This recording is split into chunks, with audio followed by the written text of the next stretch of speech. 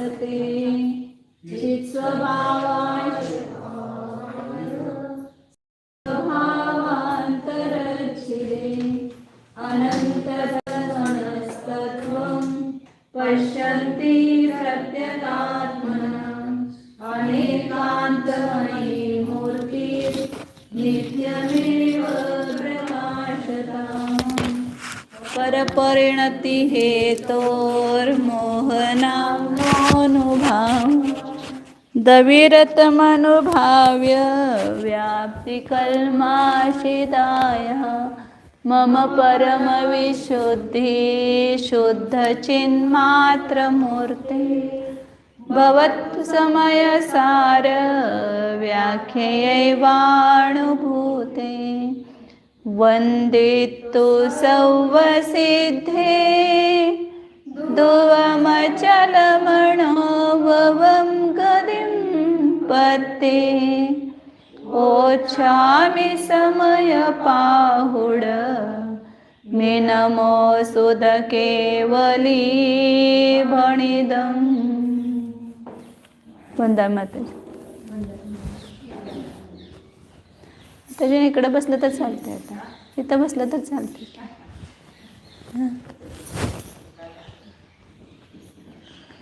हाँ श्री कुंद कुंद आचार्य देवकृत समय सार परमागम है।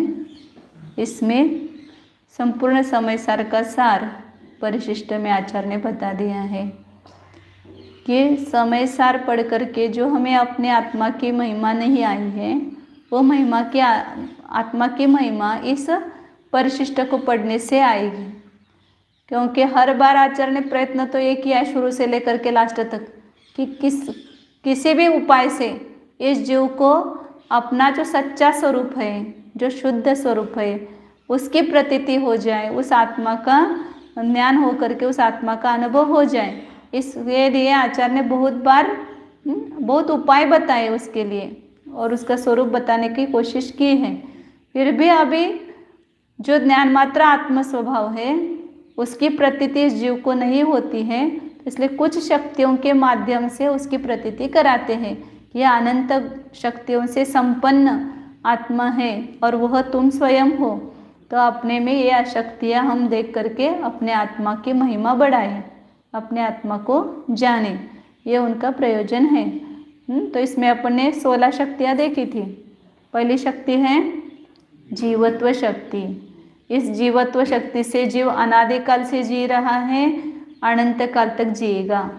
ये केवल वर्तमान पर्याय मात्र अपना जीवन नहीं है, क्योंकि हमने अपना जीवन इतना ही मान रखा है ना। हम कितने साल के 50 साल के या 40 साल के, इतना ही मेरा जीवन है। ये तो केवल शरीर का जीवन है। वास्तव में आत्मा का जीवन कितना है? अनादि अनंत है, वो कभी खत्म होने वाला नहीं है, क्योंकि जीवत्व शक्ति हमेशा अपने में बनी हुई है। और ये जीवन कैसा है हमारा? ये जीवन हमारा चैतन्यमय है, चिति शक्ति से संपन्न है, जड़ स्वरूप नहीं है। कभी भी जड़ स्वरूप हमारा जीवन नहीं होगा। निगोद में भी जाएंगे तो हमारे ये जीवन चैतन्यमय ही रहेगा, चैतन्य रूप से ही हम जिएंगे। और इस चैतन्य की क्रिया क्या है? दृश्य और ज्ञप्ति, दर्शन और ज्ञान, ये उस चैतन्य की ही 2 क्रिया है। तो अनाकार उपयोग स्वरूप दृश्य शक्ति से मैं संपन्न हूँ, साकार उपयोग में ज्ञान शक्ति से संपन्न हूँ। ये जो शक्तियाँ बताई, इसका लक्षण बताया, वो अपने में है कि नहीं उसको जांचना, उसकी परीक्षा करो कि ये शक्ति मुझ में पाई जाती है कि नहीं। हम जानते हैं कि नहीं ये पर वस्तुओं को साकार रूप से, और उसके पहले अनाकार दर्शन उपयोग भी होता है, और हमारे में हमेशा चैतन्य पाया जाता है। और अनाकुलत्व लक्षण सुख शक्ति से मैं संपन्न हूँ। छठी शक्ति बताई कि मैं अपने स्वरूप की रचना करने स्वरूप ऐसी वीर्य शक्ति से संपन्न हूँ। मुझ में जो भी नया उत्पन्न होगा या जो भी हो गया है या जो भी आगे होगा, वो सब मेरे वीर्य शक्ति के कारण ही होगा। अपने स्वरूप की रचना करने स्वरूप वीर्य शक्ति से मैं संपन्न हूँ। आगे की कौन सी बताई शक्ति? ज्ञान गुण की मुख्यता लिए, उसमें अनंत गुण है, अनंत गुणों की रचना चल रही है, हर समय अनंत गुणों की पर्याय भी चल रही है और अनंत गुण में बने हुए हैं। तो इन सब का कारण कौन है? वीर्य शक्ति है। और आगे की शक्ति बताए प्रभुत्व शक्ति, अखंडित प्रताप रूप से स्वतंत्रता से शोभायमान होना प्लस स्वतंत्र रूप से रहना, ये अपनी प्रभुत्व शक्ति है। सब भाव में व्यापक रूप से रहना, ऐसे एक भाव रूप विभुत्व शक्ति है। और उसके आगे बताए सर्वदर्शित्व शक्ति, संपूर्ण विश्व को सामान्य भाव रूप से पूर्णतः से आत्मदर्शनमयी स्वयं को देखना रूप सर्वदर्शित्व शक्ति है। संपूर्ण भावों को विशेष भाव रूप से परिणत ऐसे आत्मज्ञानमयी सर्वज्ञत्व शक्ति है। और ये संपूर्ण लोकालोक के आकार अपने अमूर्तिक आत्म प्रदेश में प्रकाशमान हो, ऐसी स्वच्छत्व शक्ति अपने में है। अपना आत्मा स्वयं प्रकाशमान हो, स्वयं स्व संवित्ति स्वरूप प्रकाश शक्ति भी अपने में है। तो इसलिए स्वयं को जानने के लिए अन्य साधनों की आवश्यकता नहीं है। इस प्रकाश शक्ति के कारण मैं स्वयं को जानता हूँ, वेदन करता हूँ। इस प्रकार की प्रकाश शक्ति मुझ में भरी हुई है। मुझे अपना विकास करना है तो कीजिए विकास, क्योंकि अपने में असंकुचित विकासत्व शक्ति है। क्षेत्र काल से अमर्यादित चैतन्य के विलास स्वरूप ऐसी असंकुचित विकासत्व शक्ति से मैं संपन्न हूँ। मैं अपना विकास कर सकता हूँ, और कितना कर सकता हूँ? बिना संकोच किए अनंत विकास कर सकता हूँ। ऐसे असंकुचित विकासत्व शक्ति अपने में भरी हुई है। उसके बाद बताए अकार्य कारणत्व शक्ति, मैं दूसरों के अधीन नहीं, दूसरा मेरे अधीन नहीं, मैं दूसरों के द्वारा किया नहीं जाता हूँ, मैं दूसरों को उत्पन्न नहीं करता, वैसे अकार्य कारणत्व शक्ति से मैं संपन्न हूँ। फिर उसके बाद बताइए, कल हुई थी ना परिणम्य परिणामकत्व शक्ति, 15 नंबर की शक्ति बताई थी। परिणम्य परिणामकत्व शक्ति क्या बताया था? स्वपर को जानना और स्वपर के ज्ञान के द्वारा जाना जाना, ऐसा आत्मा का स्वभाव है। मैं ज्ञान के द्वारा जाना भी चाहता हूँ और दूसरों को स्व और पर को जानता भी हूँ। तो इस प्रकार की परिणम्य परिणामकत्व मतलब नेय न्यायकत्व शक्ति इस आत्मा में है। मतलब मैं अपने को स्वयं के ज्ञान के द्वारा जानता भी हूँ और उसको नेय भी बनाता हूँ, मतलब जाना भी जाता हूँ। इस प्रकार की परिणम्य परिणामकत्व शक्ति है।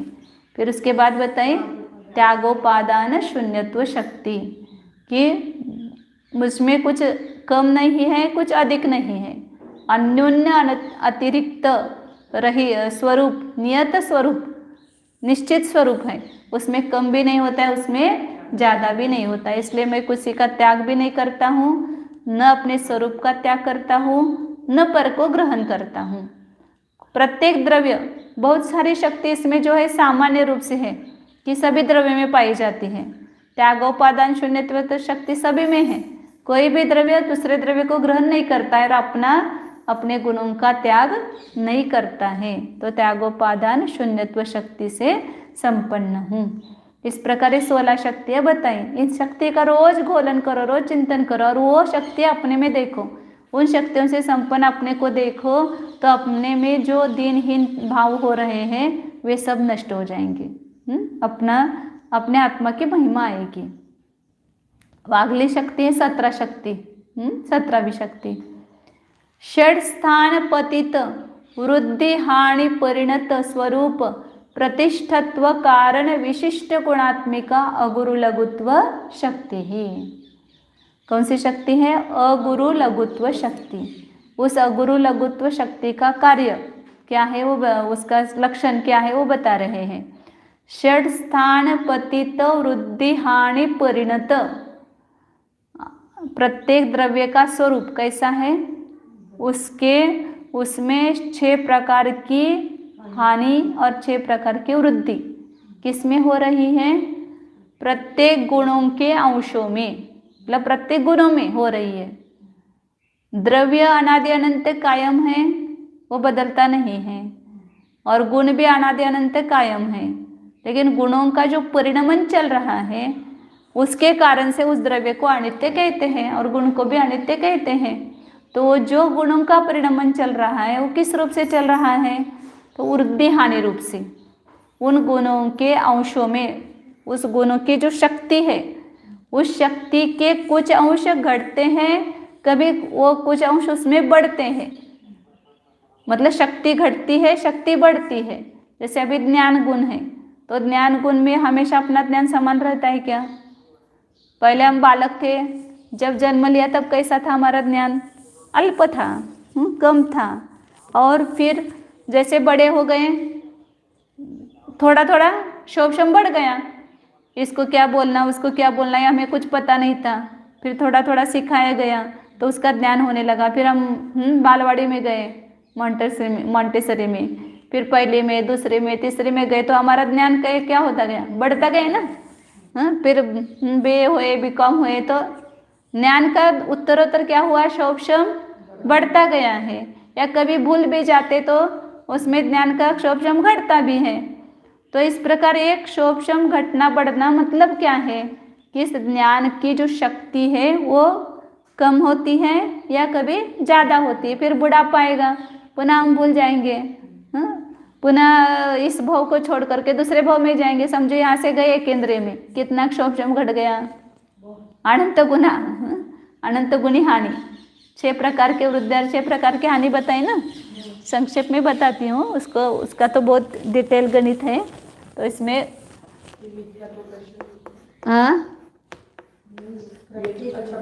अनंत भाग, वृद्धि भी और हानि भी, यही नाम है। वृद्धि और हानि के नाम दूसरे नहीं है, अलग अलग। वृद्धि कहो या हानि कहो, मतलब 2 अलग अलग है। फिर क्या होता है? असंख्यात भाग वृद्धि हानि, संख्यात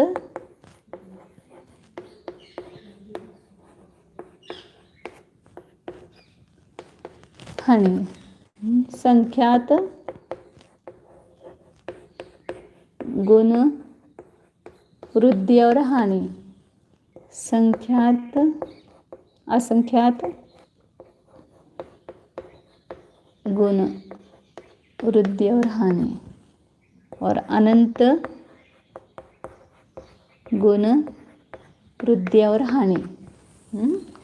तो अभी सब बता रहे हैं, क्रम से बताती हूँ। पहले क्या बताइए? अनंत भाग वृद्धि हानि। इसका तो डिटेल गणित जीवकांड में है, खाली अपने को यहाँ भाव भाषण करना है। तो अनंत भाग हानि वृद्धि हुई या अनंत भाग हानि होती है, दोनों में से कोई भी हो सकती है। ले 6 प्रकार की वृद्धि या 6 प्रकार की हानि गुणों के अंशों में होती है, शक्ति के अंशों में होती है। मतलब शक्ति के अंश घटते हैं या शक्ति के अंश बढ़ते हैं। बढ़े तो सबसे कम कितने बढ़ेंगे? तो अनंतवें भाग बढ़ेंगे। अनंतवें भाग बढ़ेंगे मतलब क्या है?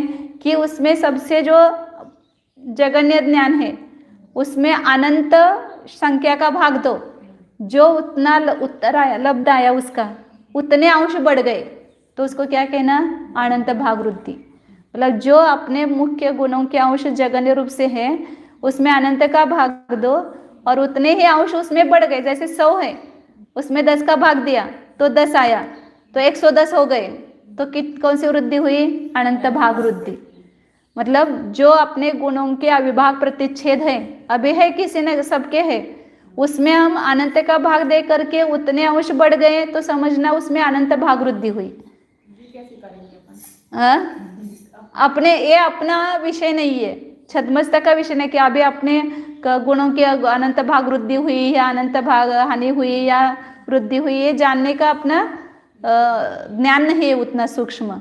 एक गुणों के अंशों को जानने में का ये जो है वो केवली गम्य है। इसको अर्थपर्य कहते हैं ना, व्यंजन पर्य और अर्थपर्य, कि प्रत्येक समय में हानि वृद्धि चल रही है। एक तो हानि होगी एक गुण की या वृद्धि होगी, दोनों में से एक होगी, और 6 में से एक गुण की एक कुछ होगी, एक हानि होगी या एक वृद्धि होगी, मतलब हानि या वृद्धि दोनों में से कोई एक। तो अनंत की संख्या का भाग दे करके उस गुणों के अविभाव प्रतिच्छेदों में अनंत संख्या का भाग दे करके जो लब्ध आया उतने अंश बढ़ गए तो उसको कहेंगे अनंत भाग वृद्धि।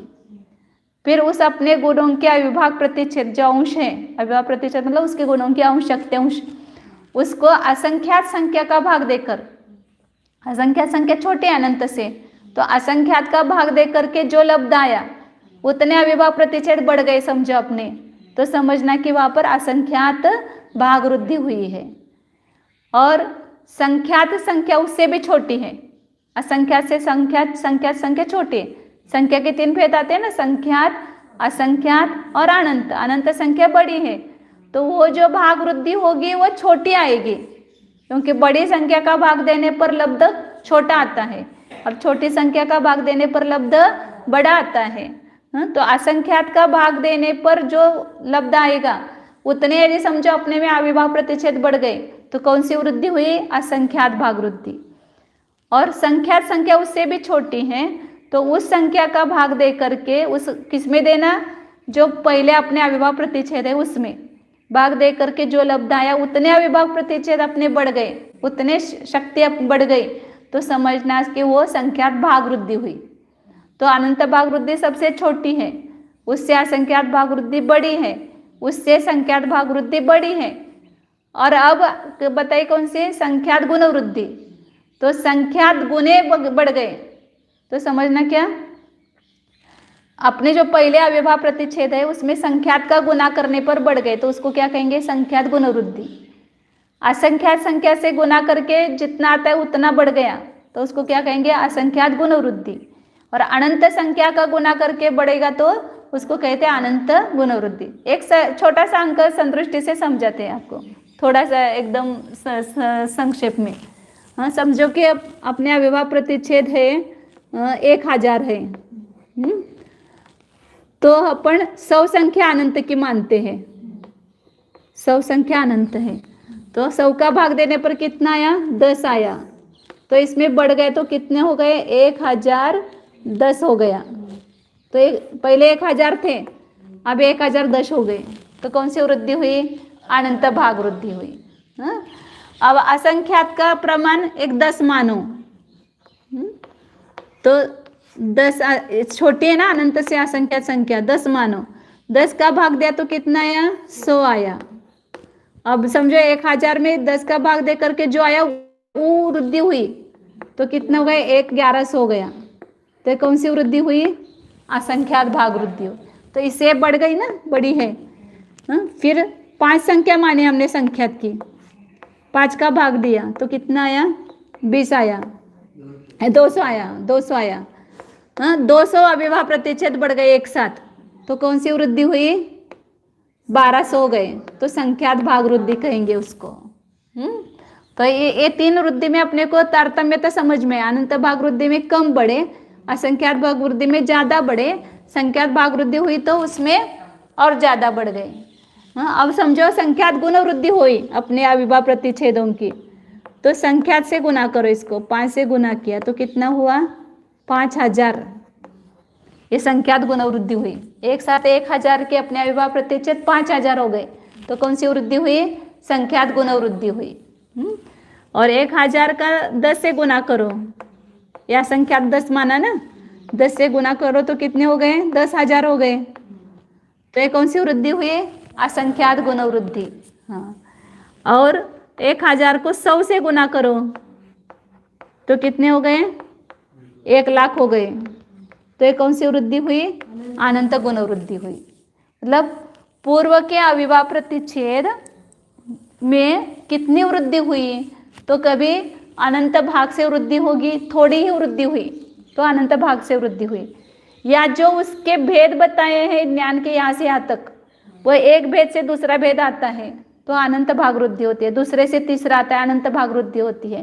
ये षट स्थान वृद्धि से ऐसे परिणाम आते हैं, उसमें से अपने को कोई एक परिणाम होता है, तो असंख्या अनंत भाग वृद्धि वाला हुआ, या असंख्यात भाग वृद्धि वाला हुआ, या संख्यात भाग वृद्धि वाला हुआ, ये केवल ही गम्य है। बढ़ गया इतना अपने को समझ में आएगा।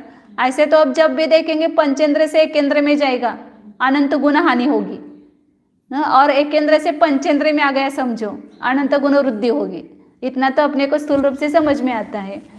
इस प्रकार ये जो हानि वृद्धि जैसे बताए, इसे हानि लगाना, इसमें इतना ही भाग दे करके कम हुए तो क्या हो गई वो हानि। अब ऐसा ही करो, 1000 को 10 का भाग 100 का भाग दे कितना है 10, तो 1000 में से 10 घट गए 990 हो गए, तो क्या हो गई वो अनंत भाग हानि हुई। यहाँ पर इधर से अब घटाते जाना उसको, ये 10 कम किया तो कितने हुए 990 हुए, 1000 थे पहले अब 990 हो गए तो अनंत भाग हानि हुई। फिर 1000 में 100 का भाग दे करके 10 का भाग देने पर 100 आया तो 100 घट गए तो 900 हो गए, तो ये क्या हुई असंख्यात भाग हानि हुई। फिर 1000 में 5 का भाग दिया तो 200 आए, 200 घट गए 800 हो गए, तो ये क्या हो गई संख्यात भाग हानि हुई। फिर अब 100 में 5 का भाग देना नहीं, संख्यात गुना हानि उपत है ना, तो इतनी गुणित हानि होगी। मतलब 1000 को अपने 100 से भाग नहीं, संख्यात गुना हानि लगाना है ना, तो 1000 को 5 गुना कम हुआ, ये 5 गुना बढ़ गए ना, 5 गुना कम हुआ, मतलब 1000 में 5 से भाग देने पर कितना आता है 200 आता है ना। तो 200 हो गए, तो समझना संख्यात गुनाहीन हो गए, ये इतना बचे उतने ही है ये। ज्यादा बढ़ते उतने कम भी ज्यादा। हाँ, तो संख्यात गुण हानि हुई समझो, तो वहां पर क्या हो गया, मतलब संख्यात का भाग दो तो जो लब्ध आया वही उसका शेष बचा हुआ समझना। फिर 1000 में 10 का भाग दिया तो कितना है 100, मतलब ये असंख्यात गुण हानि बड़ी हो गई, उल्टा हो गए ना, अनंत भाग वृद्धि और अनंत भाग हानि छोटी थी, उससे असंख्यात भाग वृद्धि असंख्यात भाग हानि बड़ी है, उससे संख्यात भाग वृद्धि असंख्यात भाग हानि बड़ी है, और इधर उल्टा चला, और इससे संख्यात गुण हानि बड़ी है और संख्यात गुण हानि से असंख्यात गुण हानि बड़ी, और असंख्यात गुण हानि से या गुण वृद्धि से अनंत गुण वृद्धि और अनंत गुण हानि बड़ी है, मतलब इतने शेष रहे ऐसा समझना ये। फिर 1000 में 100 का भाग दिया तो कितने रह गए 10 रह गए, तो अनंत गुणहीन हो गए। ऐसे ये संख्या काल्पनिक है, वो है सब अनंतों में ही, जो भी गणित है वो सब गुणों के अभिभाव, जैसे एक परमाणु में भी है ना, स्निग्ध गुण के रुक्ष गुण के अभिभाव प्रतिच्छेद घटते बढ़ते हैं, जघन्य गुण वाले का बंध नहीं होता है, जो 2 अधिक वाले का बंध होता है, ये सब बताया। वो ऐसे ही उसमें षडगुण हानि वृद्धि होकर के घटते बढ़ते हैं अविभाग प्रतिच्छेद। तो इस प्रकार ये अविभाग प्रतिच्छेद हर गुण में ये परिवर्तन चल रहा है, अगुण लघु गुण के निमित्त से सब गुणों में हानि वृद्धि चल, गुणों में मतलब गुणों के परिणमन में हानि वृद्धि चल रही है। लेकिन ऐसे हानि वृद्धि होते हुए भी स्वरूप प्रतिष्ठत्व कारण विशिष्ट गुणात्मिका अगुर लघुत्व शक्ति, फिर भी प्रत्येक द्रव्य अपने स्वरूप में ही रहता है, अपने स्वरूप से बाहर कभी कितने भी गुणों की हानि हो जाए, अनंत गुण हानि भी हो गई, एक केंद्र में भी गया तो उसका स्वरूप बदल गया क्या? एक केंद्रीय जीव जो है वो भी ज्ञान स्वरूप ही है, वो भी चैतन्य स्वरूप ही है, वो भी उपयोग लक्षण वाला ही है, उसके स्वरूप में कोई बदल नहीं हुआ। तो ये कौन काम करता है? तो ये गुरु लघुत्व शक्ति काम करती है, कि यह गुरुत्व शक्ति का काम है उसके गुणों की हानि वृद्धि होते हुए भी, उसमें षडगुण हानि वृद्धि होते हुए भी उसके स्वरूप में रहना, स्वरूप में प्रतिष्ठा, तो को कारणभूत ऐसे विशिष्ट गुण स्वरूप अगुरु लघुत्व शक्ति है। वृद्धि हानि रूप से परिणत होते हुए भी उसके स्वरूप में कभी भी हानि वृद्धि वो अपने स्वरूप में ही बना रहता है। और वास्तविक देखा जाए तो हर वस्तु की अपने स्वरूप में ही प्रतिष्ठा है, स्वरूप के बाहर उसकी प्रतिष्ठा नहीं है। हमें कहाँ पर प्रतिष्ठित करना है अपने को? सबका पुरुषार्थ क्या चल रहा है? लोक में मेरी प्रतिष्ठा होनी चाहिए, थोड़ा भी अपने मुझ में इतनी योग्यता होते हुए मुझे कोई नहीं मानता है, ये मैं कैसे सहन करता हूँ? मैं इतना बड़ा पंडित हूँ और आप मेरे आवभगत नहीं करते हैं, मेरी प्रतिष्ठा कुछ है कि नहीं है? और अपनी कोई निंदा करता है या कोई अपना लोक में यश नहीं गाता है तो तो ऐसा लगता है कि हमारी प्रतिष्ठा सब धूल में मिल गई है। वास्तव में देखा जाए तो पर के कारण अपने स्वरूप की अपनी प्रतिष्ठा नहीं है, पैसे के कारण अपनी प्रतिष्ठा नहीं है। आज पैसा क्यों कमाना है हमें ज़्यादा? क्योंकि प्रतिष्ठा चाहिए। हमारा जो रहने का जो स्टेज है ना, अच्छा दिखना चाहिए। क्या बोलते हैं उसको? प्रेस्टिज। क्या प्रेस्टिज? हाँ, स्टेटस नहीं बोलते, हमारे प्रेस्टीज होना चाहिए। हाँ, इंग्लिश शब्द नहीं आता। मतलब अपनी प्रतिष्ठा, मतलब मेरा कोई व्यक्तित्व लोगों के सामने उभर करके आना चाहिए, तो मेरी कुछ वैल्यू हो गई, मेरी वैल्यू होनी चाहिए। अपनी वैल्यू हम नहीं करते, दूसरों से चाहते हैं कि मेरी वैल्यू ये सब लोग करें। माझी किंमत काय माहिती आहे का तुम्हाला किती आहे? वो हमेशा उसका दृष्टांत बताने हुकुमचंद भारेल जी, उनके यहाँ कलेक्टर देखने के लिए आए थे। वो बोले कि सब देखा, अब वो उनके जैसे आवभगत चाहिए। वैसे ये धार्मिक लोग क्या जाने उनकी इतनी आवभगत करना। उनको तो ऐसे आदत पड़ गई ना, जहाँ भी जाएंगे हाजी सब करेंगे, सब उनकी स्तुति करेंगे और उनकी सब प्रशंसा करेंगे और सम्मान वगैरह करते हैं। तो बोले कि आपको पता है क्या, हम इस क्या जिला को क्या बोलते हैं हिंदी में? जिला ही बोलते हैं ना। इस जिला का अध्यक्ष, हाँ, मैं कलेक्टर हूँ। तो उन्होंने कहा कि हम तो आपको भगवान आत्मा समझ रहे थे और आप तो कलेक्टर निकले। मतलब कहने का भाव है कि हम अपने स्वरूप की महिमा नहीं जानते हैं और अपने स्वरूप में ही सच्ची अपनी प्रतिष्ठा है, बाहर वास्तव में अपनी प्रतिष्ठा नहीं है। और ये अपने स्वरूप में प्रतिष्ठा है वो हम जानते नहीं हैं। अगुरु लघुत्व शक्ति के कारण से सदैव यह जो भले उसके गुणों के अंश गड़बड़ते जाए या घटते जाए तो भी इसकी कोई हानि वृद्धि नहीं होती है। जैसे समुद्र का उदाहरण देते हैं कि नियत स्वरूप है। समुद्र में भले ही भरती और ओहोटी, पूर्णिमा के दिन बताया था ना कि कितना ऊंचा बढ़ता है पानी। लवण समुद्र का 16,000 योजन तक बढ़ता है और जब अमावस्या आती है तो लवण समुद्र का पानी 11,000 योजन तक आ जाता है। तो इतना 5,000 की हानि और वृद्धि हुई, फिर भी समुद्र में कुछ हानि वृद्धि हुई क्या? समुद्र का पानी न घटा न बढ़ा, उसमें केवल ऊंचा होता है और नीचा होता है, लेकिन वह समुद्र अपने ही में नियत बना हुआ है। उसी प्रकार यह आत्मा के गुणों के अंशों में भले हानि वृद्धि हो जाए, लेकिन स्वरूप में ही यह जीव रहता है, स्वरूप में ही इसकी प्रतिष्ठा है। इसके स्वरूप में प्रतिष्ठित रहने का कारण अगुरु लघुत्व शक्ति है। बाह्य वैभव से या बाह्य पद से अपनी प्रतिष्ठा नहीं है। समझो कोई एक पद पर है, उसको पद छोड़ना कितना मुश्किल लगता है।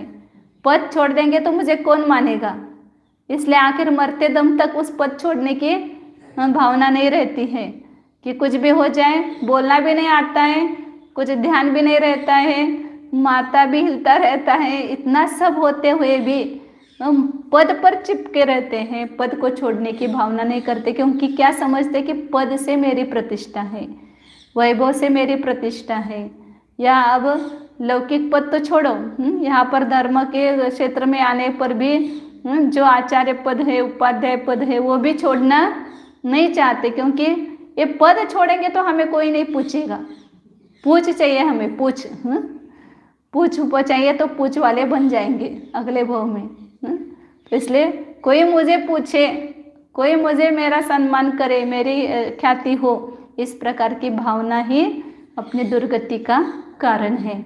इसलिए अपने आत्मा का यदि हम उत्थान चाहते हैं, अपना विकास चाहते हैं, तो अपने स्वरूप को पहचानो। अपने स्वरूप को हमें अपना स्वरूप ही पता नहीं और विकास करना चाहते हैं। किस में विकास होगा? पर में हमारा विकास नहीं है, अपने में ही अपना विकास होगा। इसलिए अपने स्वरूप, इसलिए डरना ही नहीं है। मुझ में अगुरु लघुत्व शक्ति है तो मैं कभी अपने स्वरूप को छोड़ करके बाहर रहने वाला ही नहीं हूँ, बाहर जाने वाला ही नहीं हूँ। इस स्वरूप में मेरी प्रतिष्ठा हमेशा बनी हुई है और प्रत्येक व्यक्ति अपने स्थान में ही शोभा पाता है। अपने स्थान को छोड़कर यदि वह दूर होता है तो उसकी शोभा नहीं है। लौकिक में कहते हैं ना, स्थान भ्रष्टा न शोभन्ते दंता केशा नखा नराहा। दांत है, स्थान पर है तो उसकी शोभा है, स्थान छोड़ करके बाहर आ जाते तो उसकी शोभा नहीं है, उसको छूते भी नहीं कोई। बाल है तो जहाँ पर है वहाँ पर उसकी प्रतिष्ठा है, वहाँ से निकल जाते तो उसकी शोभा नहीं है। नख निकालते नाखून तो इसकी शोभा नहीं है। इसी प्रकार मनुष्य भी अपने स्थान पर रहे तो उसकी शोभा है। हम भी अपने स्वरूप में ही प्रतिष्ठित रहे तो वास्तव में वो अपनी शोभा है। और वास्तव में अपन अपने स्वरूप को कभी छोड़ते ही नहीं है, क्योंकि अगुर लघुत्व शक्ति हमें कायम भरी हुई है। अगुर लघुत्व ये नाम बहुत अनेक बार आता है। एक अगुर लघुत्व शक्ति है सिद्धों में, सिद्धों के 8 गुण बताए, उसमें एक अगुर लघुत्व नाम का गुण बताया है। नाम कर्म के भेद आते हैं, उसमें अगुर लघुत्व नाम की एक प्रकृति है। ये अगुर लघुत्व शक्ति सामान्य शक्ति है। तो इसमें क्या अंतर है? तो जो सिद्धों में अगुर लघुत्व गुण है वो यह नहीं है। सिद्धों में जो है वो प्रतिजीवी गुण है। गोत्र कर्म के अभाव में, जब तक गोत्र कर्म का उदय है तो संसार में उच्च नीच कहलाता है। ये ऊंचा है, ये नीच जाति का है, तो उच्च नीच भेद होता है। लेकिन सिद्धों में गोत्र कर्म का अभाव हुआ तो वहाँ पर अगुर लघुत्व गुण प्रकट हुआ है। एक अगुर लघुत्व गोत्र नाम कर्म का भेद बताया, उसके निमित्त से ऐसा शरीर प्राप्त होता है कि जो कपास से भी जैसा हल्का न हो और लोहे जैसा भारी न हो, ऐसा शरीर प्राप्त होना उस अगुर लघुत्व शक्ति का कार्य है। तो वो नाम कर्म का भेद है, वो आत्मा का गुण नहीं है। और ये अगुर लघुत्व शक्ति सभी जीवों में हमेशा के लिए पाई जाती है, जिसके कारण से प्रत्येक द्रव्य अपने अपने स्वरूप में ही रहता है। अपने स्वरूप को छोड़ करके सामान्य गुण में आए ना, वही अगुर लघुत्व शक्ति है कि एक द्रव्य अपने स्वरूप को छोड़ करके अन्य द्रव्य स्वरूप होता, कारण क्योंकि स्वरूप प्रतिष्ठित्व अपने स्वरूप में रहने के लिए कारणभूत ये विशिष्ट गुण स्वरूप अगुर लघुत्व शक्ति है। भले उसमें हानि वृद्धि होगी, लेकिन हानि वृद्धि होते कितनी भी हानि हुई, लास्ट की हानि, तो भी वो स्वरूप को नहीं छोड़ेगा। और अगुर एक गुण भी दूसरे गुण स्वरूप नहीं होता है, क्योंकि प्रत्येक शक्ति प्रत्येक गुण दूसरे गुणों में भी काम करता है। तो ये अगुर लघुत्व शक्ति के निमित्त से प्रत्येक गुण भी अपने अपने स्वरूप में ही रहता है, अपने स्वरूप को छोड़ता नहीं। प्रत्येक गुणों में भी हानि वृद्धि होते हुए भी उस गुण का स्वरूप बदलता नहीं है। इसलिए वह अगुर लघुत्व सामान्य गुण का जब व्याख्या दी तब उन्होंने ऐसे दी कि एक द्रव्य अपने स्वरूप को छोड़कर दूसरे द्रव्य रूप नहीं होता, एक गुण अपने स्वरूप को छोड़ करके दूसरे गुण स्वरूप नहीं होता है, और गुण बिखर करके अलग अलग भी नहीं होते हैं। तो ये अगुर लघुत्व नाम की शक्ति है। तो ये शक्ति किस में है? मेरे संपूर्ण आत्मा के प्रदेश में है। तो मुझे क्या डर है कि मेरा कुछ चला जाएगा? नहीं, आपका स्वरूप आप में ही रहेगा, आप स्वरूप में ही रहेंगे, आप स्वरूप से बाहर नहीं आएंगे। उस स्वरूप में ही प्रतिष्ठित रखने के लिए कारणभूत ये शक्ति अपनी संरक्षक है। ये सब शक्ति अपनी संरक्षक है। हम तो अपने को असुरक्षित महसूस करते हैं। क्यों असुरक्षित महसूस करते हैं? क्योंकि जो अपना नहीं उसको अपना माना है। जो चीज़ संयोग से प्राप्त हुई है उसमें ही हमने अपनत्व माना है, उसमें हमने ममत्व किया है, तो उसका डर है हमें छूटने का। लेकिन अपने स्वरूप को छूटने का कभी डर है क्या? कभी डर करना होना ही नहीं चाहिए कि मेरा ज्ञान नष्ट हो जाएगा, मेरा सुख नष्ट हो जाएगा, मेरा वीर्य शक्ति नष्ट हो जाएगी। ये सब सुरक्षित है आप में। सबकी सुरक्षा करने वाला कौन है? यह अगुर लघुत्व शक्ति है। आपके सभी गुणों को अपने अपने में ही रखने का काम ये अगुर लघुत्व गुण करता है, एक को दूसरे में मिलना नहीं देता है। तो ऐसे अगुर लघुत्व शक्ति मेरे संपूर्ण आत्म प्रदेशों में भरी हुई है। तो मेरे अनंत गुण सब अपने स्वरूप में ही रहते हैं। एक गुण भी दूसरे गुण स्वरूप कभी होता, एक गुण दूसरे गुण स्वरूप होने लगेंगे तो गुणों की संख्या कम हो जाएगी ना, अनंत नहीं रहेंगे, फिर सब गुण मिलकर के एक हो जाएंगे एक में। तो ऐसा कभी होता नहीं है। तो ये अगुर लघुत्व शक्ति को जान करके हम अपने आत्मा को अपने में ही प्रतिष्ठित रखें। मतलब मैं इसमें ही हूँ, मेरी इसी में प्रतिष्ठा है, मैं इसी में रहता हूँ, इसके बाहर मैं हूँ ही नहीं। भले संपूर्ण देश की जनता मुझे माने, बहुत बड़ा माने, तो मेरी प्रतिष्ठा नहीं है। मैं अपने स्वरूप में, चैतन्य स्वरूप में रहता हूँ, ये सच्ची अपनी प्रतिष्ठा है। इस प्रकार गुरुत्व लघुत्व शक्ति को जानना है। उसके बाद है 18 नंबर की शक्ति। प्रश्न क्या? हाँ जैसे ये छद्मस्त में ये होता है, वो तो समझ में आता है, हाँ उनकी हानि भक्ति। हाँ सर्वज्ञ जो सिद्ध और अरहंत में किस प्रकार से होता होगा? अभी ये वास्तव में षड हानि वृद्धि को स्वभाव पर्याय का अर्थ पर्याय है ना, तो उसमें भी दो भेद किए, एक स्वभाव और विभाव। तो संसारी जीवों का ये जो स्वभाव हानि वृद्धि चल रही है, कर्म निमित्तक या परद्रव्य निमित्तक चल रही है, इसलिए उसको विभाव पर्याय नाम दिया है। और सिद्धों में जो हो रही है ये स्वभाव पर्याय है। ये अगुरुलघुत्व शक्ति के निमित्त से अपने आप उसमें हानि वृद्धि होती रहती है, फिर भी उनके जो गुण व्यक्त हुए हैं वो कभी कम नहीं होते हैं। मतलब उनकी जो अनंत व्यक्तता है वो हमेशा बने रहते हुए भी उसमें यह हानि वृद्धि स्वभाव रूप से होती है, इसका कोई अन्य कारण नहीं है।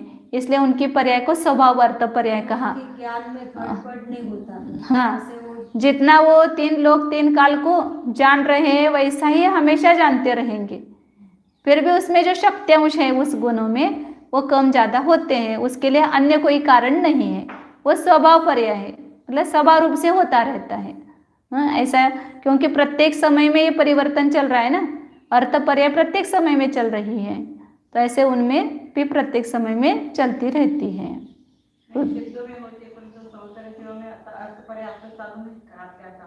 हमारे चल रहे, लेकिन इसमें कर्म निमित्तक हो रही है। अब जैसे एकेंद्र पर्याय में गए तो वहां पर उस एकेंद्र नाम जाति नाम कर्म का उदय आया, उसके अनुसार बाद ज्ञानावरण कर्म का क्षोभ क्षम अत्यंत घट गया, तो वो हमारा ज्ञान घटा बढ़ा उसमें कर्म निमित्त हुआ ना, तो इसलिए विभाव पर्याय है। संसारी जीवों की सब विभाव पर्याय अर्थ पर्याय है, और सिद्ध जीवों में वह स्वभाव अर्थ पर्याय है। आगे, अब आगे कौन सी शक्ति है? उत्पाद वे ध्रुवत्व शक्ति 18 नंबर की है। क्रमाक्रम वृत्त वृत्तित्व लक्षण उत्पाद वे ध्रुवत्व शक्ति ही। हाँ 47 शक्तियां हैं। उत्पाद वे और ध्रुव, ये आत्मा का द्रव्य का स्वभाव ही बताए ना, उत्पाद द्रव्य युक्तम सद, और सद द्रव्य लक्षणम, ये द्रव्य का लक्षण ही है सत, और सत किस रूप होता है? उत्पाद वे ध्रुव। तो ये उत्पाद वे द्रव्य क्यों होता है प्रत्येक वस्तु में? तो इस प्रकार की शक्ति है उसमें, कोई भी शक्ति के बिना काम नहीं होता है, तो उस द्रव्य में वो शक्ति होती है तो ही उसमें वो कार्य होता है। तो ये उत्पाद वे ध्रुव चल रहा है हर समय। उत्पाद वे चल रहा है मतलब क्या हो रहा है? पूर्व पर्याय नष्ट हो रही है, नवीन पर्याय उत्पन्न हो रही। कितने कब कब हो रहा है ये? कितने कितनी देर के बाद होता है? प्रत्येक समय में हो रहा है। पूर्व समय की जो पर्याय है उत्तर समय, हम पूर्व समय बोलते ही असंख्यात समय हो गए, लेकिन वहाँ पर वास्तविक वस्तु स्वरूप में जो है हर पर्याय में उत्पाद वे चल रहा है कि पूर्व समयवर्ती पर्याय नष्ट होती है और उत्तर समयवर्ती पर्याय उत्पन्न होती है, और इस प्रकार उत्पन्न व नष्ट होते हुए भी उसमें ध्रुवत्व बना रहता है। वही पण जो उसको बोलते हैं ध्रुवत्व, और जो अन्यपन है वह है क्या?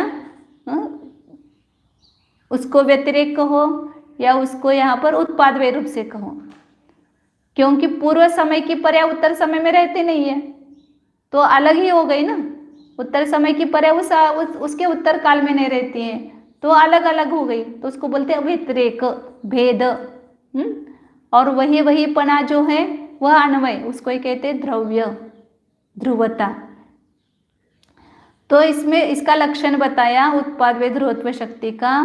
क्रमाक्रम वृत्त वृत्तित्व, क्रम से क्रम वृत्त में रहना और अक्रम वृत्त में रहना। वृत्तित्व मतलब उसमें प्रवृत्ति, उसमें रहना। तो जो पर्याय है वो क्रम क्रम से हो रही है। जब एक पर्याय है तब दूसरी पर्याय नहीं है। जब हम बालक है तब तरुण युवा नहीं है, युवा है तब बालक नहीं है, या जब वृद्ध है तब युवा नहीं है। एक समय में कोई एक ही पर्याय होगी ना। तो जो ये उत्पाद वे हो रहे हैं वो क्रम से हो रहे हैं, यानी क्रम रूप से रहना ये उत्पाद वे का लक्षण है। पूर्व समय का उत्पाद जो पर्याय है उसका व्यय हुआ, तो उत्तर समय की पर्याय का उत्पाद हुआ, फिर उस पूर्व समय की पर्याय का व्यय होगा, फिर उसके अगले समय की पर्याय उत्पन्न होगी। तो ये उत्पाद व्यय कैसे हो रहा है? क्रम से हो रहा है। एक साथ सभी पर्यायों का उत्पाद नहीं होता है, एक साथ सभी पर्यायों का व्यय नहीं होता है। क्रम से इन पर्यायों का उत्पाद और व्यय होता है।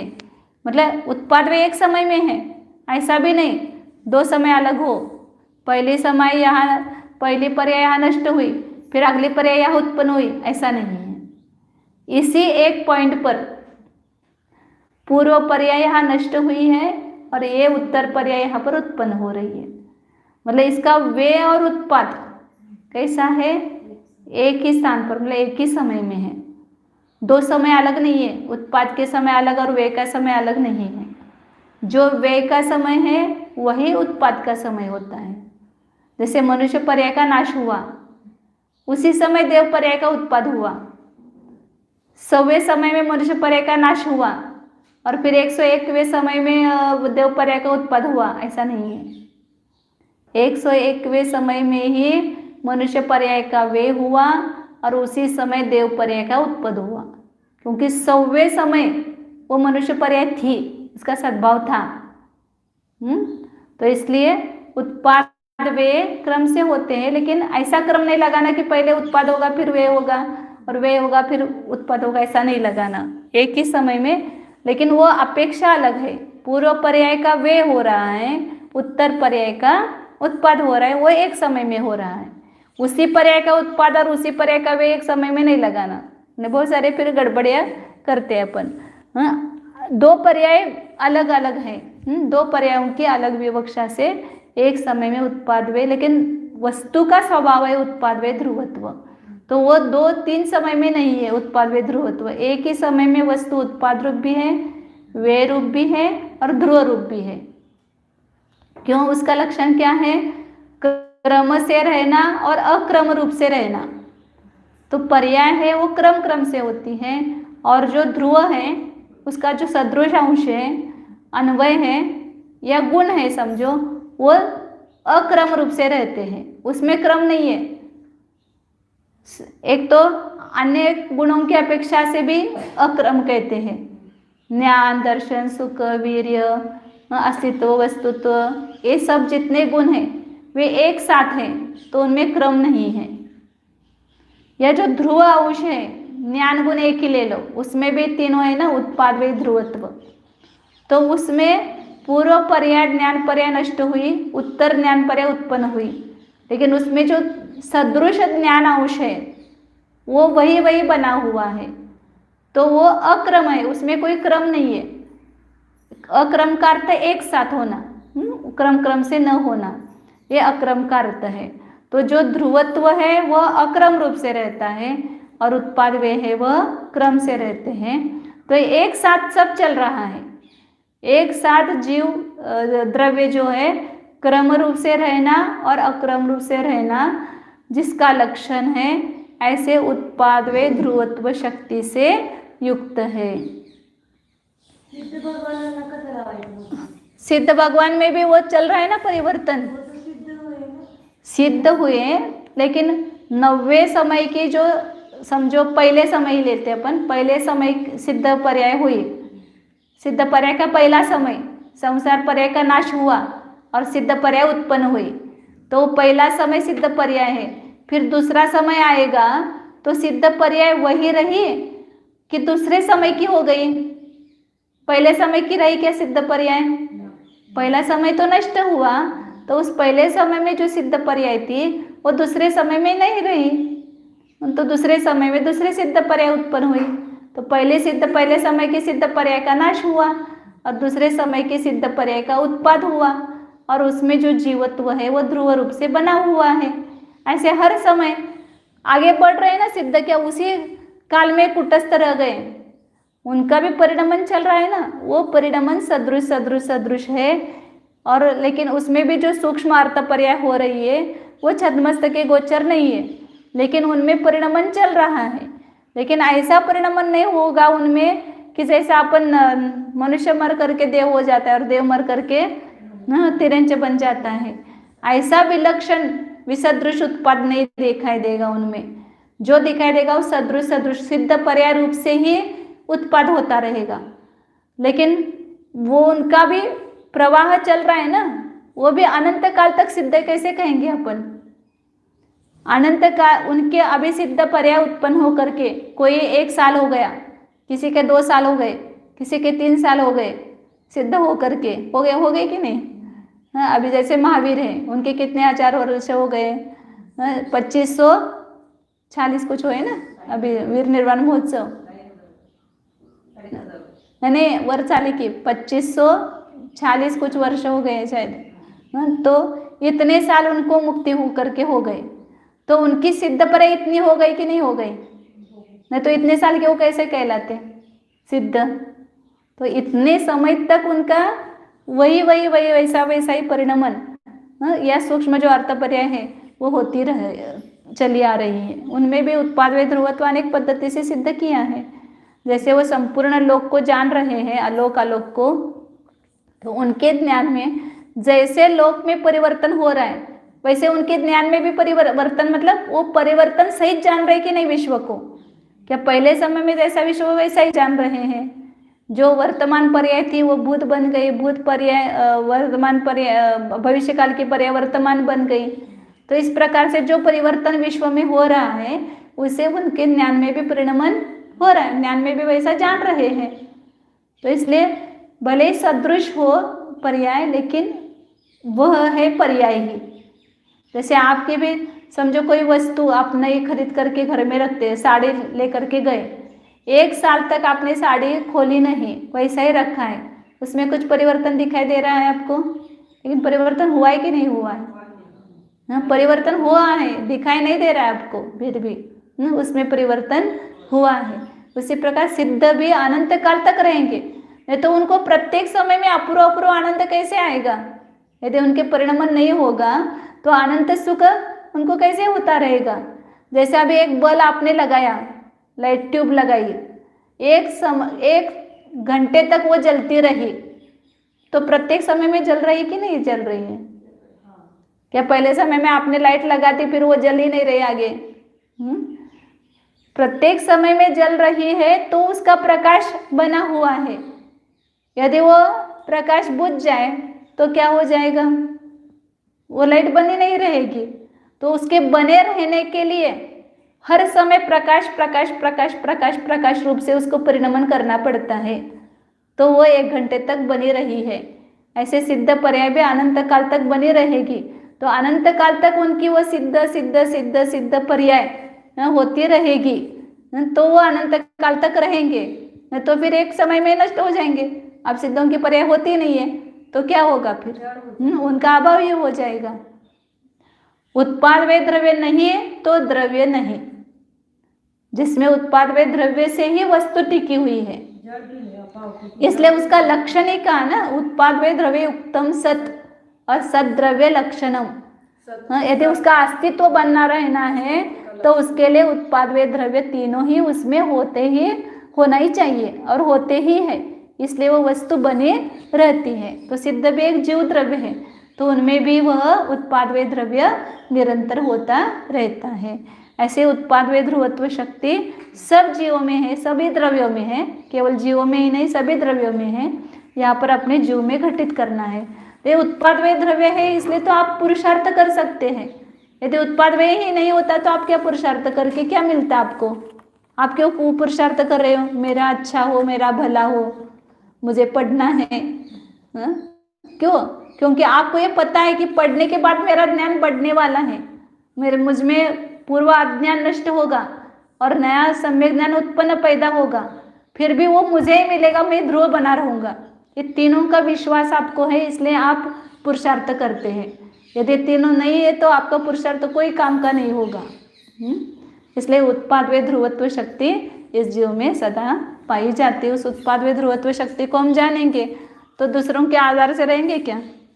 आप मुझे दे दो, आप में उत्पाद व शक्ति है तो आपके अज्ञान का नाश अपने आप होगा, आपके सम्यक ज्ञान का उत्पाद आप में ही होगा। दूसरों के देने से सम्यक ज्ञान की उत्पत्ति नहीं होगी। विशेष और कल देखते हैं।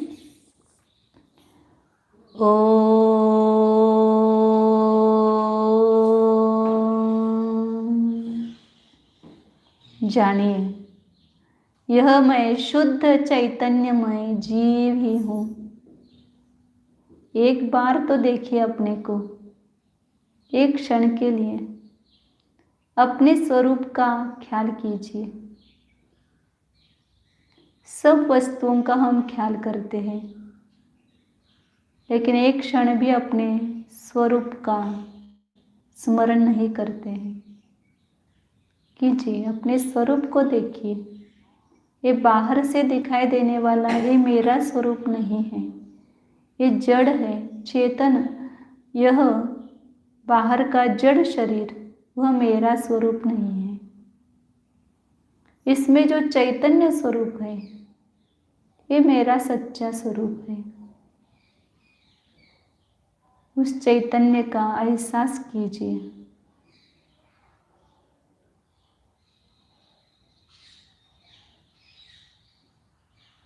संपूर्ण शरीर में चैतन्य चैतन्य चैतन्य का प्रतिभास हो रहा है। ये चैतन्य ही मैं हूँ। इस चैतन्य के अलावा मेरा कोई रूप नहीं है। इस शरीर से भिन्न ये चैतन्य वस्तु है, यही मेरा अस्तित्व है।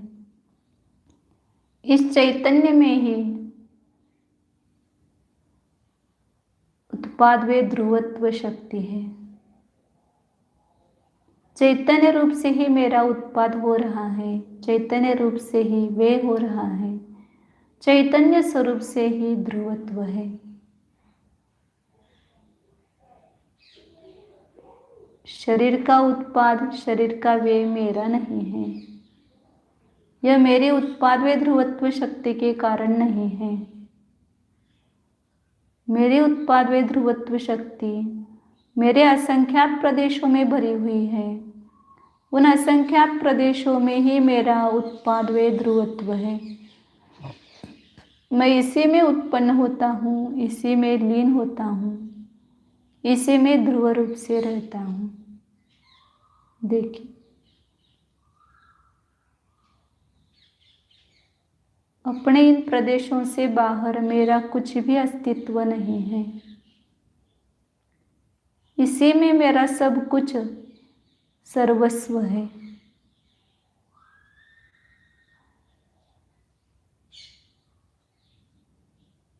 ये शक्तियाँ इन्हीं असंख्यात प्रदेशों में भरी हुई है। तो इन शक्तियों से युक्त निज द्रव्य को जानिए।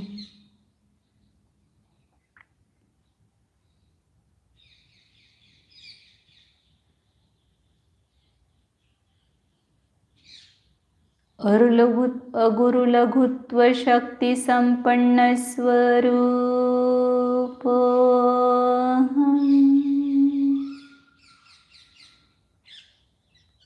उत्पाद वे ध्रुवत्व शक्ति संपन्न स्वरूप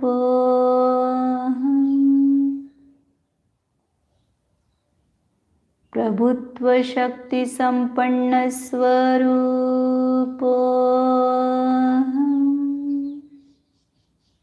विभुत्व शक्ति संपन्न स्वरूप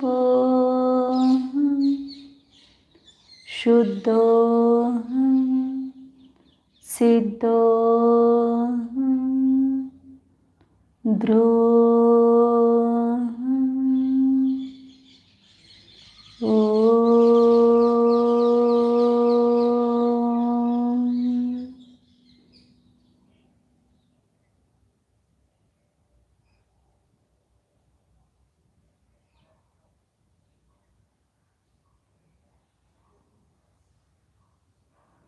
विसर्जन.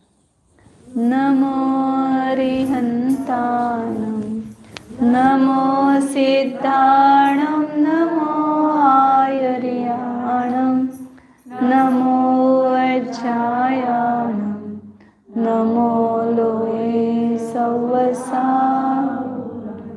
नमो अरिहन्तानं नमो सिद्धाणं